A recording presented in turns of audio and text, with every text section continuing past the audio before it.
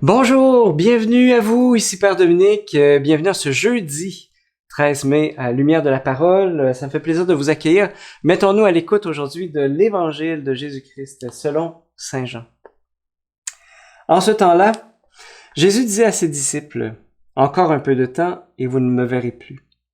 Encore un peu de temps et vous me reverrez. » Alors, certains de ses disciples se dirent entre eux, « Que veut-il nous dire par là? Encore un peu de temps, vous ne me verrez plus. Encore un peu de temps, vous me reverrez. Et puis, je m'en vais vers le Père. » Il disait donc, que veut dire un peu de temps? Nous ne savons pas de quoi il parle. Jésus comprit qu'il voulait l'interroger et leur dit, « Vous discutez entre vous parce que j'ai dit, encore un peu de temps et vous ne me verrez plus. Encore un peu de temps et vous me reverrez. Amen, amen, je vous le dis. Vous allez pleurer et vous lamenter, tandis que le monde se réjouira. Vous serez dans la peine, mais votre peine se changera en joie. » Acclamons la parole de Dieu. Louange à toi, Seigneur Jésus. Depuis plus d'un an, nos vies sont bouleversées par quelque chose que personne n'a vu de ses yeux, là, à l'œil nu, c'est le coronavirus. Hein? Il n'y a personne qui l'a vu. On en voit les effets. Ah oui, ça, pour les effets, on les voit. Mais il n'est pas perceptible à l'œil. Hein?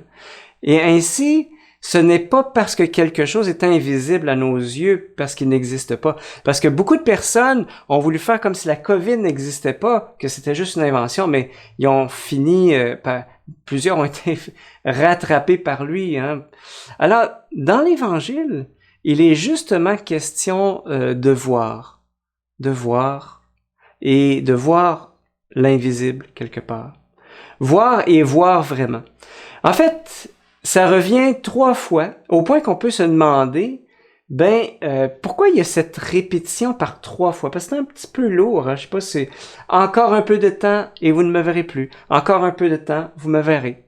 Et les disciples se demandent, mais qu'est-ce que veut-il dire en disant encore un peu de temps, vous ne me verrez plus et encore un peu de temps, vous me reverrez? En fait, là, c'est vraiment profond. J'ai pu demander à un ami qui m'a expliqué les termes grecs dans l'Évangile de Saint Jean qu'on vient d'entendre aujourd'hui. Alors, dans le texte, il y a 2 verbes pour désigner voir. Encore un peu de temps, vous ne me verrez plus. Le terme, c'est théoréo, qui veut dire, au fond, considérer, avoir sous les yeux. Et opsomai, donc, un peu de temps, vous me reverrez, c'est opsomai, qui veut dire, au fond, regarder avec la foi, regarder vraiment. Et généralement, c'est ces 2 termes-là qui sont pris l'un pour l'autre, mais ici, dans le texte, il y a vraiment une différence. Une différence entre, genre, juste voir, puis regarder, là, je dirais.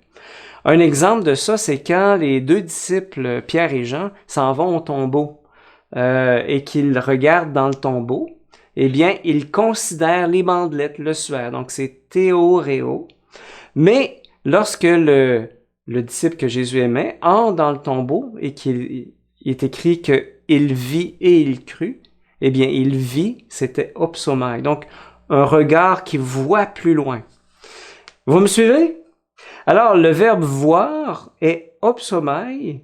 Eh bien, c'est celui qui voit vraiment avec le cœur. Alors donc, je reviens avec la phrase que Jésus a dite. Quand Jésus dit « Encore un peu de temps, vous ne me verrez plus », c'est théoréo, c'est-à-dire vous m'aurez plus sous les yeux. Donc, évidemment, c'est les premiers disciples qui voyaient Jésus avec sa chair, avec son corps, voilà. Mais encore un peu de temps et vous me reverrez, c'est opsomai, donc un regard de foi.